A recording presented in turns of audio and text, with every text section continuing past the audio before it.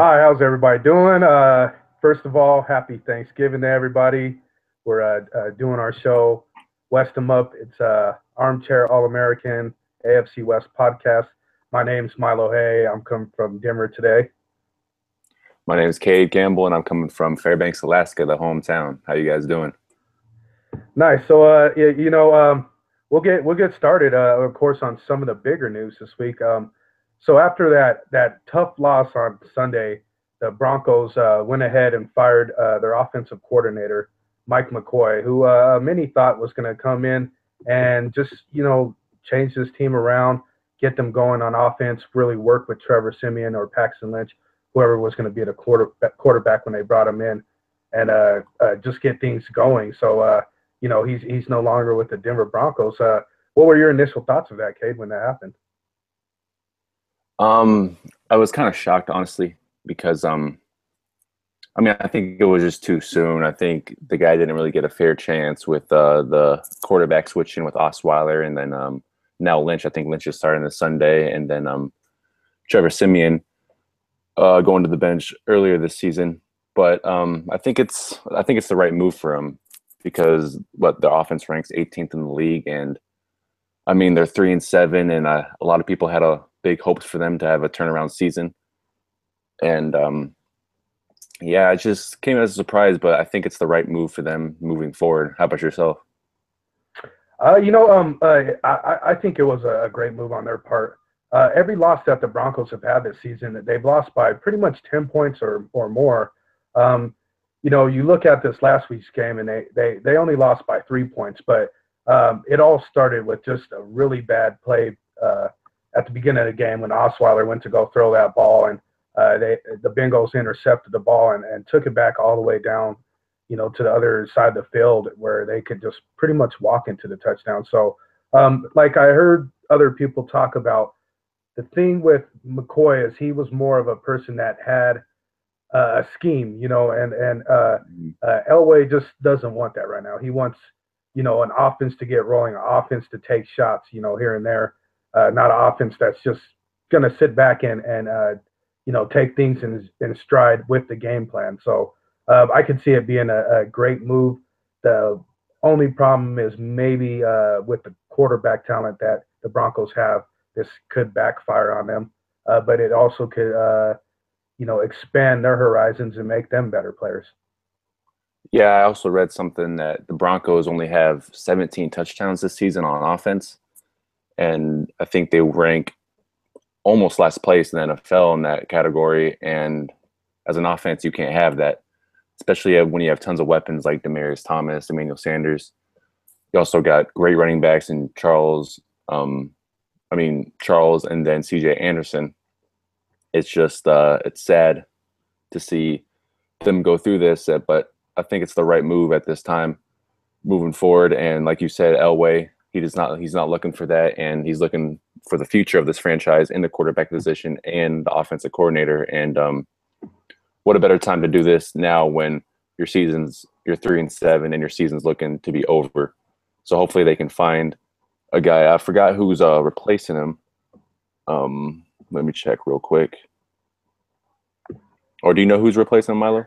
I'm trying to think. I know it's I believe one of the I think assistant it's Bill coaches Musgrave. Yeah, that's right. Bill Musgrave. He's been, I guess you could say a kind of a key part to the offense. Not too sure how well he's going to do. I could Yeah. see maybe Coach Joseph being the one that's going to call more of the plays. Okay, yeah. So Bill Musgrave's going to assume his role, and let's see what he can do. But I mean, I feel like there's going to be way more changes at the end of the season for the Broncos. So we'll have to stay tuned to that. Yeah, and speaking of which, we were talking before the show. There's another coach fired. Why don't you tell us about that? So in Oakland this last week, I don't think it comes to a surprise for the Raider Nation or people around the NFL, but Ken Norton Jr., the defensive coordinator, got fired from the Raiders after, I believe, 3 seasons with the team. And from my perspective, the Raiders are ranked 26th, I believe, in defense. this season their defense wasn't too good last season, even though they made big plays, and I think that overshadowed the Raiders. That success overshadowed how good their defense was, and I think it's the right move for them. Even though I did read a story that Khalil Mack and Bruce Irvin weren't too happy about the move, and people are saying they protested and not going to practice Wednesday, but the Raiders called them. The Raiders had a statement saying that they had a rest day, but people are saying around the league that they were protesting this firing that the front office did in Ken Norton Jr. What are your thoughts, and do you think that's a good move for this defense and this team moving forward? Well, my thoughts. Ex-Jacksonville coach, of course, he coached here in Denver before he went over there to Oakland. But you got Jack Del Rio. Jack Del Rio is a defensive-minded coach. He played defense, when he was a pro, and the guy's just a beast. So, he wants a defensive coordinator that's got his back, that's got his defensive unit in shape, and that's something Ken Norton Jr. wasn't doing. And Khalil Mack and Bruce Irvin can be mad all they want, but at the end of the day, the defense just hasn't been playing as well. People have figured out the defense, and the worst thing of all is that a lot of teams are figuring out how to play against Oakland's offense. So when the offense becomes stagnant, that gives the other team's offense a chance to destroy Oakland's defense. And with that said, it just turns into a bad thing. Last year, Oakland could jump out to a huge lead, score up in the 30s, and teams were like, well, how are we going to catch up with that? So a defense will look better in most cases. But, it just wasn't working for them this year, and I think it could potentially be a good move, even though you have a few players that are angry about it. Yeah, I know Bruce Irvin even came over to Oakland because Ken Norton was the coach, and he played with them in Seattle. But, they're giving up 363 yards per game this season. They were ranked 26th last season, and then are also ranked 26th 10 games through this season. And I think it's a great move, man. It's been kind of surprising that he hasn't been fired earlier, because everybody knows that the Raiders defense is sorry and can't play against the elite offenses. And I mean, we saw it against the Patriots this last week, and Tom Brady just picked them apart. So, I mean, I don't know if this means their season's done, the Raiders, but it's looking like it, in my opinion, because they're just not elite on both sides of the field, not like they were last year. Yeah, and I mean, you consider looking at the rest of their schedule. Their schedule is by all means, it's not like it's the hardest schedule out there, but you have you still have 3 AFC West matchups, one against Broncos, one against Chiefs, one against Chargers, and then you play 3 NFC East teams in the last 6 weeks. So the Giants have proved to be, and we'll get to that here in a bit, but the Giants have proved to be kind of the Achilles heel of some of these AFC West teams this year. And then the Cowboys, you don't know what's going to happen. Obviously, around that time, I don't believe maybe he comes back for this game, but if I'm correct, he should be back for the next game. But Ezekiel Elliott could come back for their December 17th game. And then you got the Eagles after that, who are, leading the NFL at 10-1. So, 9-1. So, you look at that, and it's not going to be a tough road for the Raiders. So they just really need to get things together. And it's hard to think, as Kate and I were talking about before the show, it's crazy to think that Los Angeles actually has a chance to just surprise everybody and take this division right now. Yeah, the best thing to happen for the AFC West division this week was the Kansas City losing to the New York Giants. I mean, me and you both were surprised when that happened, because we were talking last week on the podcast, and we just thought it was going to be an easy for the Chiefs to go in there and get the job done. But I think they had the mindset the Broncos had earlier in the season, that this New York Giants team is nothing, and kind of doubted Eli Manning, and then you end up losing to them. So the Chargers are sitting at 4-6, and that's really the only reason why I think the Raiders still might have a shot at the playoffs, is because the Chiefs lost. And so the Raiders just keep on getting more chances to extend their season to the playoffs. But with the move with the defensive coordinator being fired, and the players getting mad at Jack Del Rio in the front office. I just think it's over for them. Yeah, I don't really see too much coming out of the rest of their season. They could play hard and definitely try to make the playoffs, but the reality is that there's only going to be one team, most likely from the AFC West, that will make the playoffs. And with Kansas City, you're not too sure what's going to happen. They just seem to fizzle out, and they can't find their groove again. That defense has been atrocious for the most part. And even surprisingly, even with a loss last week, Denver, if they were to win out the rest of the season, could sneak in and take the division as well. So this division is just it really shattered. By the way, hop on the website armchairallamericans.com. I wrote an article about it. It should be published today or tomorrow, but yeah, check that out. It's just goes to show that this division at the beginning of the season, it was obviously Kansas City and Oakland. Those are the two teams. They're going to fight for one of the top seeds and a wild card spot.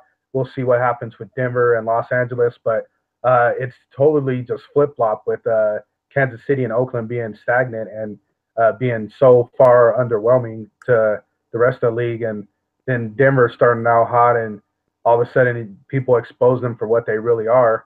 And then Los Angeles all of a sudden finding their brotherhood, and they're getting hot, and they to be honest, Los Angeles could have been a team that was easily 5-5 this week if they would have not blown that game against the Jaguars.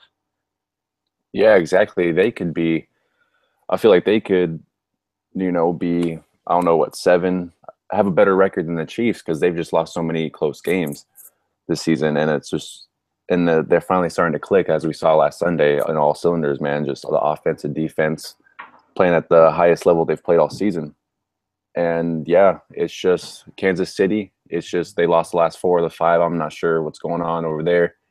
Defense is horrible. I know they just signed Darrelle Revis. And, he's older. He's not, Revis Island that he once was back when he played for the New York Jets and then the Tampa Bay Bucks. But hopefully he can do something to that secondary because they are giving up big plays left and right. We saw it against the Giants this last week. But, yeah, the Chargers are that team that, were just behind the curtains the whole time, and now it's their time to shine. And I could see them coming up and sneaking the division crown from the Chiefs if the Chiefs keep on playing the way they do. Exactly. And you brought up the Darrelle Revis signing. I don't see that doing too much for Kansas City's defense. They do have Marcus Peters on one side, but with Darrelle Revis, he's an older guy, like you said. It's tough for him, and they just need him to step up in a lot of ways that the younger guys on the team aren't stepping up right now. And possibly he could even be shoved in there and play some safety here and there. But that's an experiment. We'll have to see how it goes. So let's jump into these games. We're on Kansas City right now.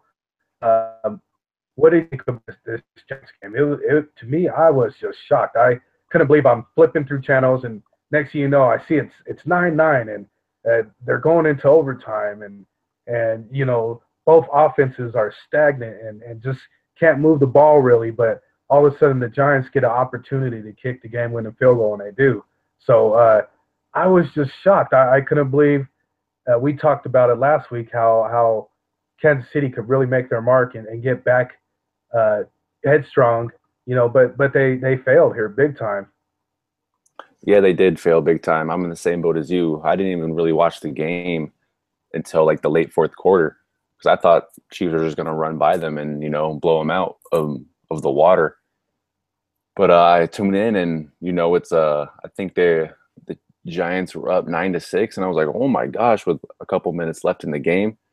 And I had to tune in, and then it just, watching the highlights from the game, it seemed like the Chiefs were honestly in control most of the game. Like you see them in the possessions, they had 7 more minutes having the ball, but it's just the turnovers they had. And, you look at Alex Smith, he's been elite all year. He's been the guy to never throw an interception, to control that offense. And then he ends up with 230 yards, no touchdowns, and 2 interceptions. And And it's crazy for him because, like you said, no interceptions all year. The past 2 games, he's thrown 3 interceptions. And it's just crazy that this guy's been that consistent for long. But to me, I think what really broke them was the Pittsburgh game. Everybody seen how Pittsburgh played them. They adjusted their defense to that. So now they have a game plan against these guys. They know how to shut them down. You take Kareem Hunt and Tyreek Hill out the game, it makes things tough for, you shadow. You're not ever going to stop a good tight end like Travis Kelce, but if you can limit him, it's going to make Alex Smith look normal, and that's exactly what teams have been doing. Yeah, Kelsey ended up with 8 receptions, 109 yards. A great game from him, and a big catch late in the game to tie the game up and send it into overtime. But yeah, Alex Smith, I think is exactly what you just said. I mean, you stop Kareem Hunt and Tyreek Hill, or you just contain them, and you let Alex Smith beat you, and he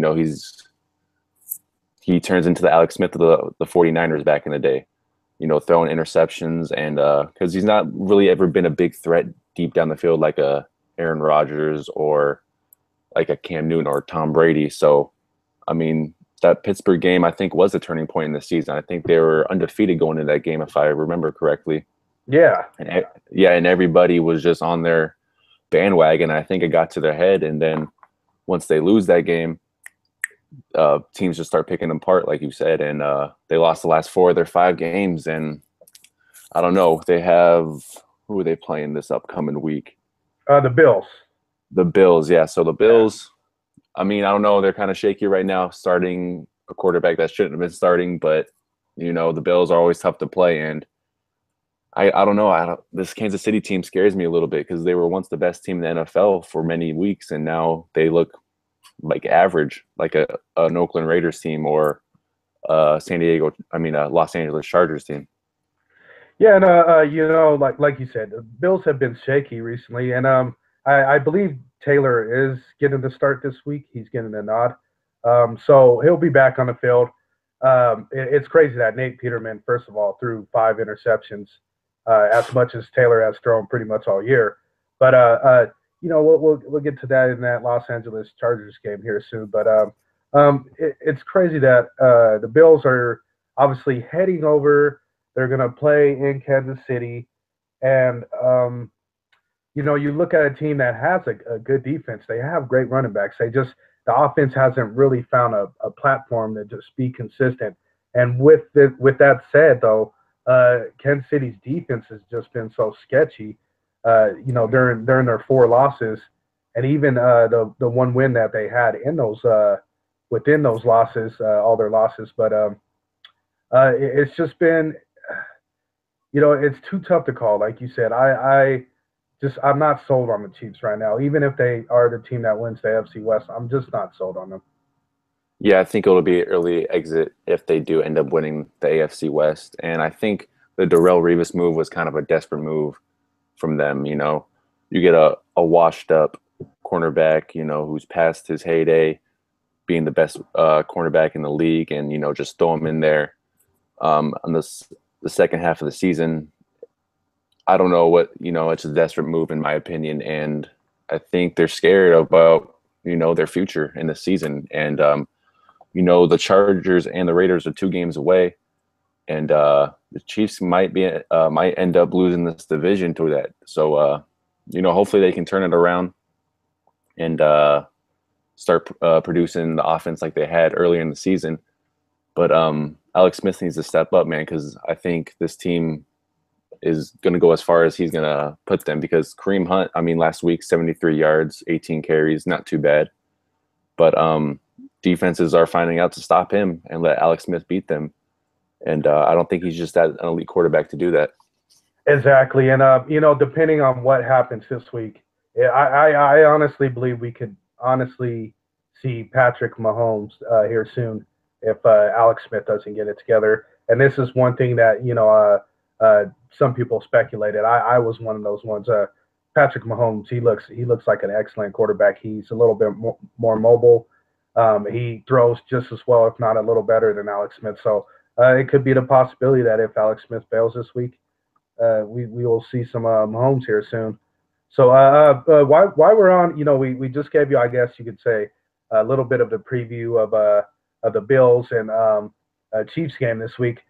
Since we brought up the Bills, favorite game of the week by far in the AFC West was the Chargers against the Bills. I mean, tell us what you thought about that. I was in shock. Man, the Chargers, like, the dark horse in the division, standing behind the curtain. No one's really talking about them. Everybody was kind of making fun of them early in the season for being 0-4, 0-5, whatever they were. But they have turned their season around, and this team's clicking on all cylinders, man. It's just we've been talking through all of our shows that this team has just been like a roller coaster. One quarter they'll just be dominant, the next quarter they'll be, they look just like a horrible team. And this week shows you how good the Chargers can be. Granted that Peterman did start for the Bills, first game in the NFL starting, going against a good defense with Joey Bosa and all them for the Chargers. But this team was just clicking. They got 5 interceptions, I think, in the first half from Peterman. Phillip Rivers looked on point. He went 20 for 32, 251 yards and 2 touchdowns. And then Keenan Allen had a field day himself, too, with 2 touchdowns and 159 yards. And, man, they look great, and they just looked unstoppable this Sunday. How about you? What did you think about that, Milo? Oh, man, I was like, I was, of course, checking out some other games, checking on my fantasy football team. But, I just happened to flip over and I see, okay, Chargers are up. That's crazy, but hey, the Bills might be starting out slow. They'll get there. Next thing you know, I like see the scores like 34 to like 7 or 8 or something like that. And I was like, what the hell's going on? So I flipped over to the game and just seeing that it was just a total mess for Buffalo. I mean, to lose faith in Tyrod Taylor, I mean, really that goes to show you how bad of an offense they have in general. That they lose faith in their starter rookie that they have faith in, and the rookie does even worse than your veteran. So, and I like you said, he is a rookie. He's bound to make mistakes, but wow, they should have pulled up a lot more earlier than that.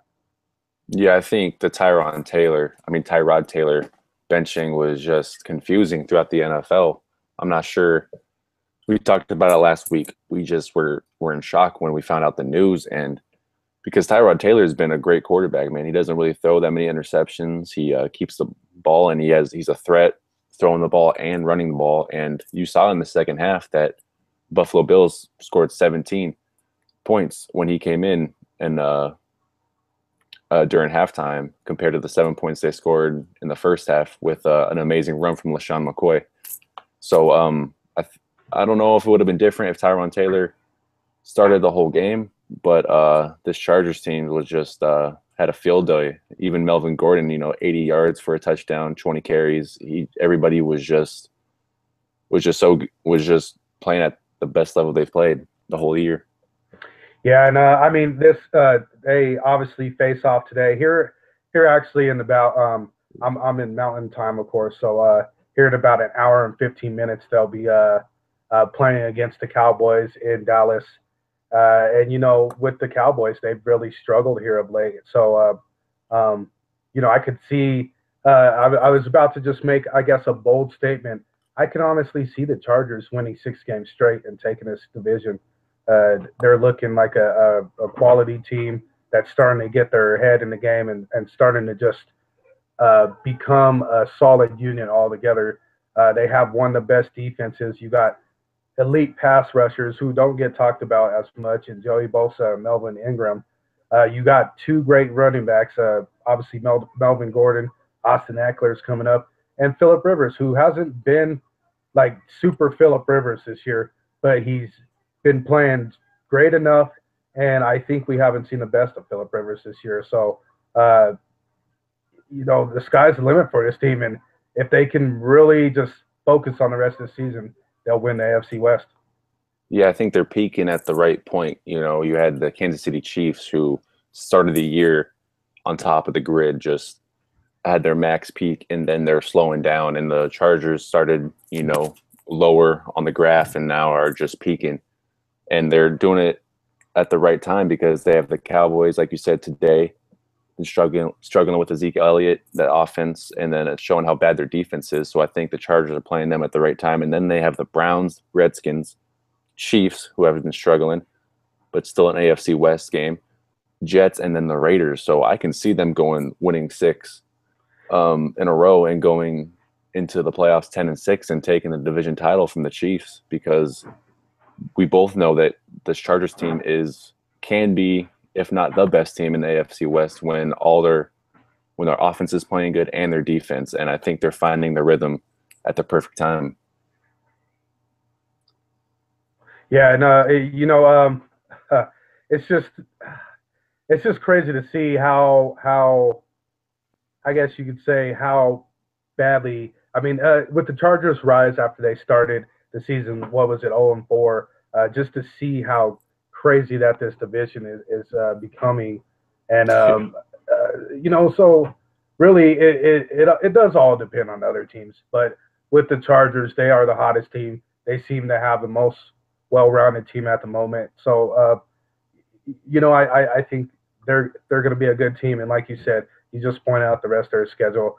Their schedule is not as tough as it might have sound, earlier in the season. So they really have a great shot at this, even if they finish 9-7. I'm assuming that these guys are probably going to finish at least 8-8.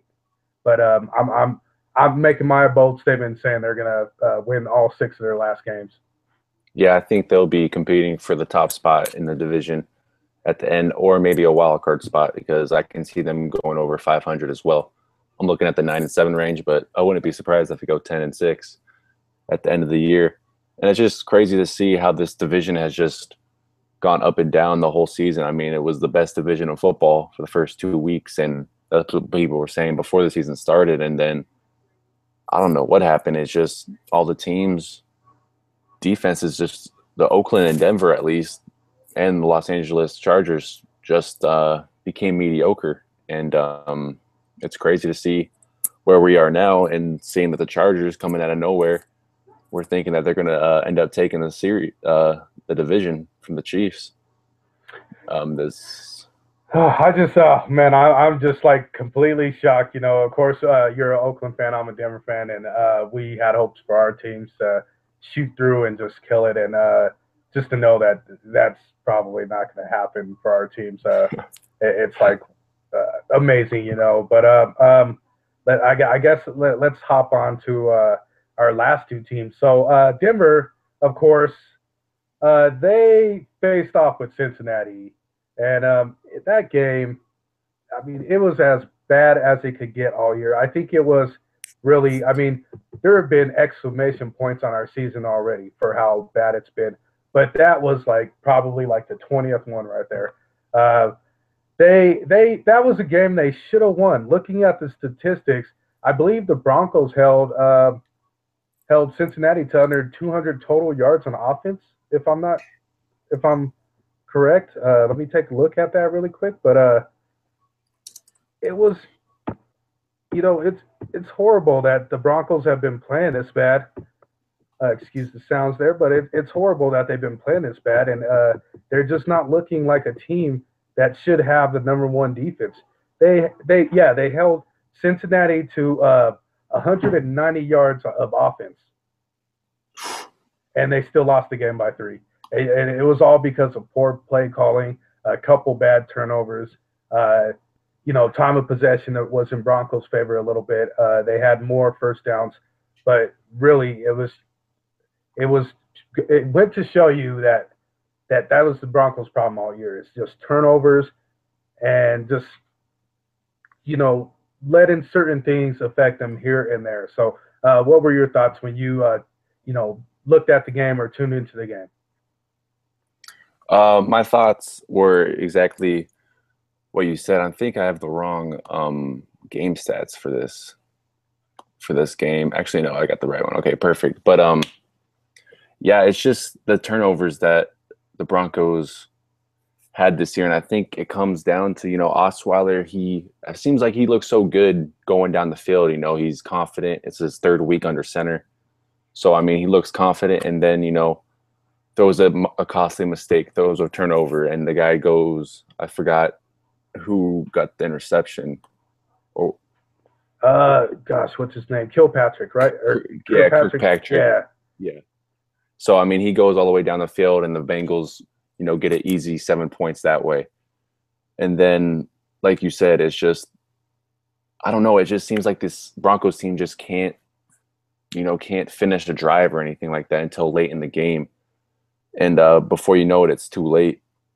But also this defense, like you said, the number one ranked defense. You think, they'd be good enough to stop them and make a big stop, but the secondary, the no fly zone, I think it was labeled a couple years ago, are just giving big plays up left and right. And you saw it on the AJ Green touchdown. Like they needed a big stop, and then he goes for I think 17 yards and scores a touchdown. It's just this defense was so good, and I think it still can be good because I mean they get to the quarterback.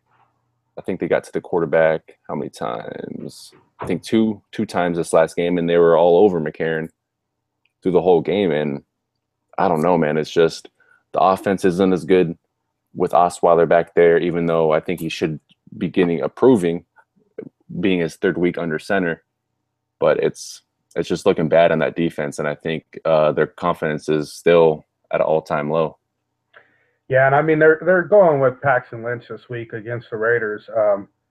This is obviously, I guess you could say, an important game for both teams. But yeah, they're going to go with Paxton Lynch. Trevor Siemian's going to back up, but it just seems like we'll give Lynch I guess a chance before we really talk smack about him in our next show or the show after. But it's just been like you look at it, and Siemian he's been there. He's completing the passes.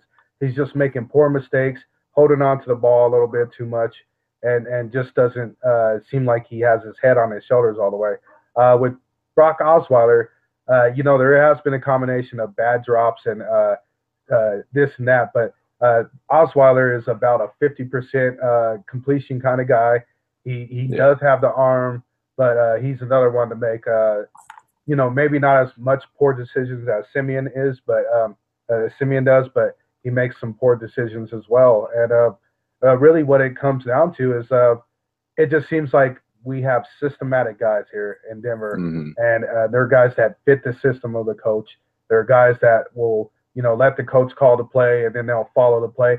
They might shift to a run or might shift to a pass, but it's nothing like,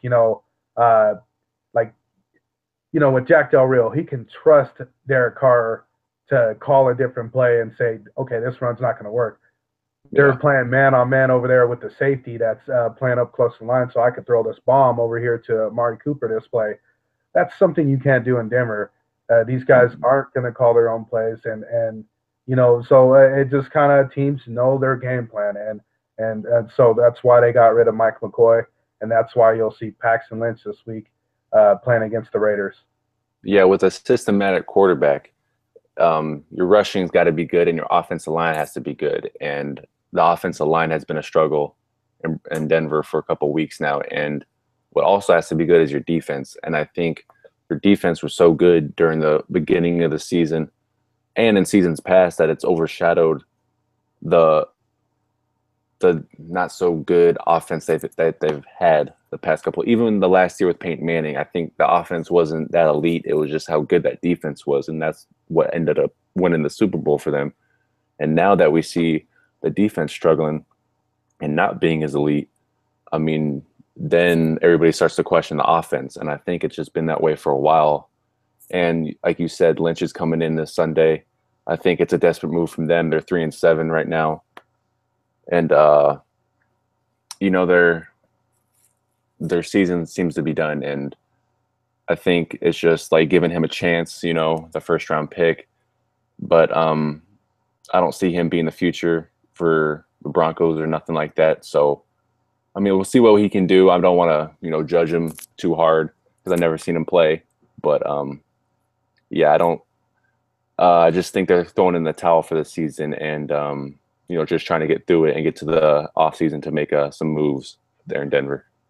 Yeah, no, I mean, it's just like you said.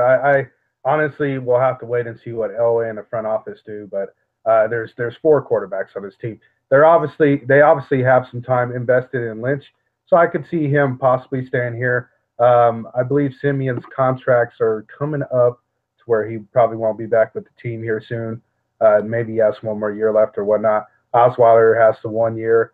You have Chad Kelly, who was placed on, I guess, the season-ending IR list just because they're like, we're not going to waste him for right now. So they have money and time invested in him.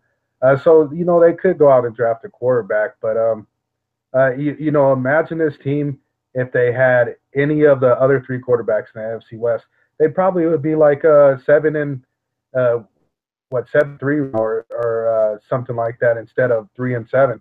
So this team has quality. It just teams have figured out their quarterbacks are easy to get to. Their offensive line isn't as good as it could be. They're missing some players. So they'll play the Raiders this week, which actually we'll get into now. The Raiders, by the way, are coming off a really bad loss to the Patriots. You being a Raiders fan, how did you feel about that? Man, it is just what I've come accustomed to watching the Raiders. I mean, you have last year. We always talk about last year and how great the Raiders are, and how elite they are finally now after years of just being the bottom of the barrel in the NFL. And I think they're back to that point. I think they're everybody like in the organization is kind of delusional, because I think they think that they're elite and they should be one of the top contenders in the NFL, but they're not. And you saw this last week. You have 2 weeks to prepare for the Patriots, who were 7-2 at the time. Tom Brady under center, Bill Belichick calling the plays, being the head coach, and you know how elite they are. And when you have 2 weeks to prepare to that, and you come out only scoring 8 points, that's just something. It's just frustrating as a fan to watch that. And I think the offense, Derek Carr, he's not playing to the level that his contract shows him to be playing at. And I think this receiving core that we have in Oakland that's supposed to separate us from all the other teams in the NFL by, having the best receiving core in Crabtree and Amari Cooper and Seth Roberts, I don't think they're as elite as everybody thinks. You have Amari Cooper and Crabtree, Crabtree is number 4 and Amari Cooper is number 2 in drop passes in the NFL this season. And you saw it last week. They were just dropping passes left and right, not giving Derek Carr a chance to make plays and not giving this offense a chance to score when it's needed against an elite team like the Patriots. And it's frustrating as a fan, and I don't think they're as elite as they think they are. Yeah, the two things that really bother me about the Raiders, Marshawn Lynch. I just feel like he's, an offensive line and obviously with the receivers dropping passes, they're not giving the guy a chance to really get into his groove and become beast mode. You look at their top receiver, and it's Jared Cook, their tight end. I mean, he has 41 receptions for 535 yards. Usually a receiver leads that, or a running back possibly, that might be a little earlier in the season. But yeah, it's those guys. The other thing that bothered me is that people really didn't focus on how bad the Raiders lost this week. They focused on more of Marshawn Lynch, standing up during the Mexican national anthem and sitting down during the American anthem, so the United States anthem. So it just really goes to show you that people have clearly just wrote off the Raiders so far this year. Yeah. They don't really, think that this is a team that's going to be back in the playoffs. I think, and they have the right to think that too. I think Marshawn Lynch, I think he ran great. He had the longest run he's had in 2 years and 25 yards, 11 carries and 67 yards overall. But it's just this receiving core, man. You have Crabtree, who's dropping passes, Amari Cooper, who's been known to drop passes, but he's hasn't done anything big this season besides the Kansas City game. And you have Seth Roberts, who gets a big contract over the summer. Makes a costly turnover with holding the ball out and not securing the ball. when they need points in that possession to keep the game close. And then the defense, don't even get me started. This team doesn't even have an interception through 11 weeks of the season. It's just sad in Oakland.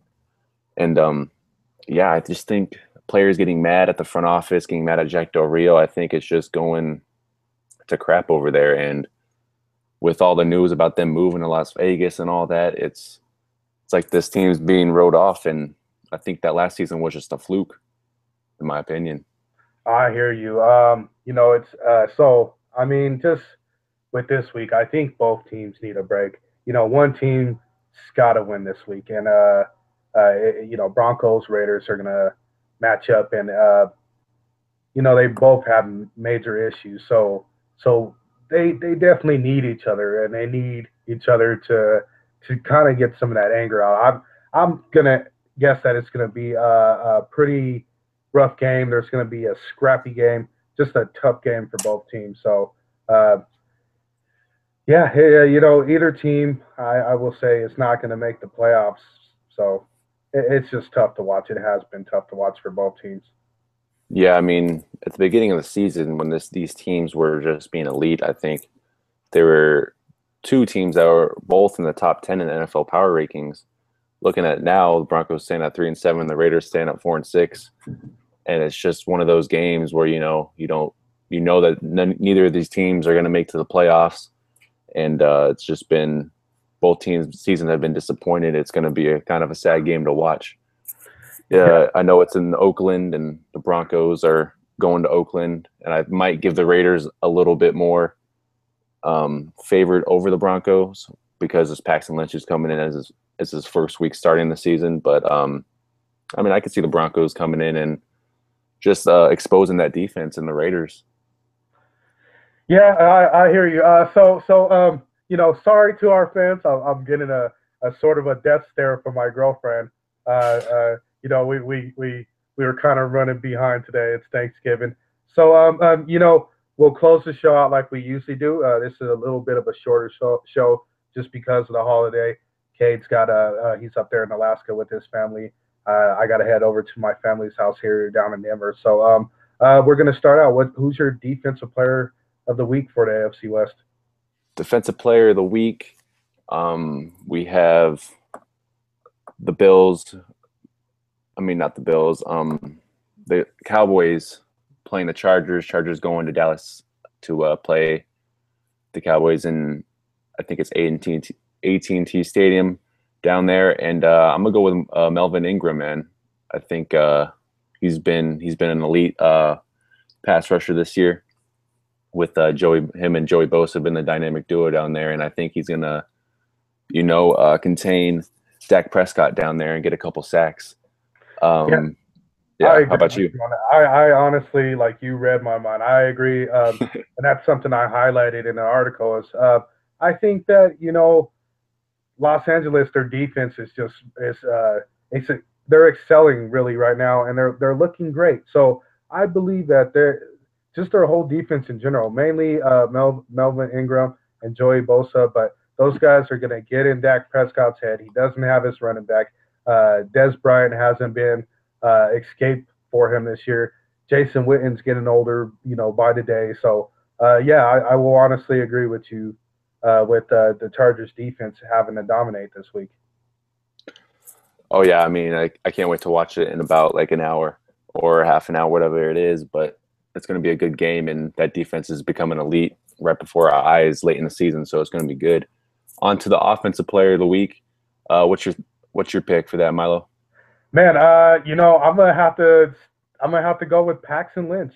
Paxton Lynch or Derek Carr. I honestly will stick with this game because Carr has proven himself, and he needs to get these guys back in shape. He needs to do whatever it takes to get Oakland back in the playoffs.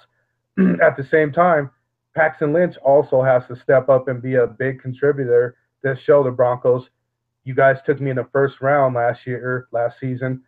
So, I'm going to prove to you guys why I should be the starting quarterback, why you guys should keep me, why I'm better than Brock Osweiler and Trevor Siemian and Chad Kelly, who you brought in.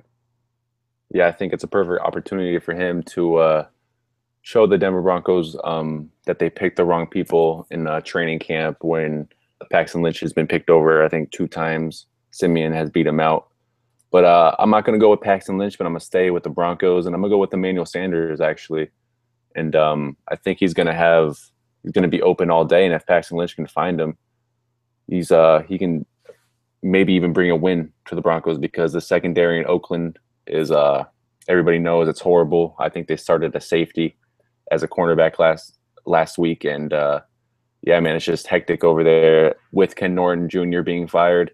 I think it's a perfect opportunity for Emmanuel Sanders to sneak in the slot and get some yards and a couple touchdowns. That sounds like a pretty good observation. That actually really good. I do agree with you on that. Secondary has been painful there. But without further ado, I guess let's wish all our fans happy Thanksgiving. First off, I want to say we're thankful for you guys tuning in to us and listening to our show. That's the biggest thing I appreciate about you know, celebrating this Thanksgiving. Obviously, with us barely starting our show this year, but we're thankful for you guys to listen to our show.